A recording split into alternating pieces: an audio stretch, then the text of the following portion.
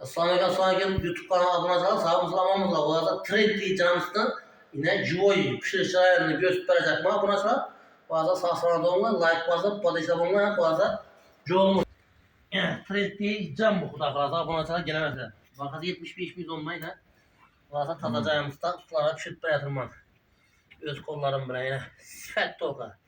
Bu yine ne için akıp kaladı da köp abone olsanız tuttu yine koyup tutmuş yine ağzı. Birinci partide ben çok gitti burada. Şunun için tez ayantırıp bir şey ayıp buna açıla. Şundan akıp kaladı bu ki. Yine bu ötürüşten birin netiş gerek. Yani bırak kette bırak kişine bulsa bu muydu? Koldan gelince buna açıla yine göğüs beraberim yine. Real nifak dedik o. Tolkat sıfat diyeceğimiz yine şu yine. Buna açıla. Mağaza gelemezse trendli canımız. Belki. Yakınlaştırıp göğüslük bana kudaklarsa abone olsalar. Trendli can abone olsalar. Ucu birinci partiye koyuna isi öttü yine kızardı. Şunun tesiri yine şimdi alantırış gerek olmazsa. Akışı mümkün yine ucu cıgırdap başladık söyle akıp başladı yine. O alantırış gerek tesiri yine bırak kızardı bırakı ham. Şu ham tarafı tartıp gitedi abone olsalar. Mağaza geleverse patışı da bulasılar. Koldan gelince like, подписки kanal rivacı için mağaza geleverseler. YTG kulağıza Türkülü Yıkanmada yer merkezinde Cuma aksiyatımıza bakazıp da abone olsalar kütüp alamayınlar kulağıza. Trend şaşligimiz 70 bin soma düşer diyeten abone olsalar. Diyeten 70 bin somla şaşlig canımız yine. Abone olsalar ha. Bu indi çubuğa yapışadan ne olmuyordu? Ne diyeyimiz ki şıntayımız şaşlayacak mı? Söyle ver abone olsalara.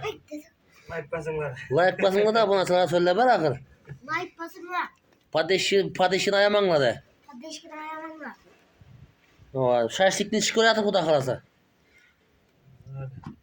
Abone olsalara geleverler ya. Oğlumuz falan.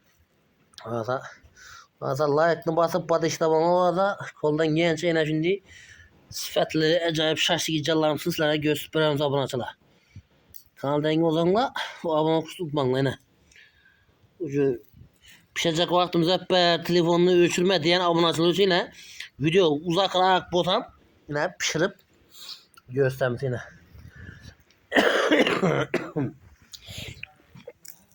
Ucu net başladı bu. Tütep başladı tütepine. Temene bakasına cevabına ucu tütep başladı bu da kartıyla. Suna haber bam.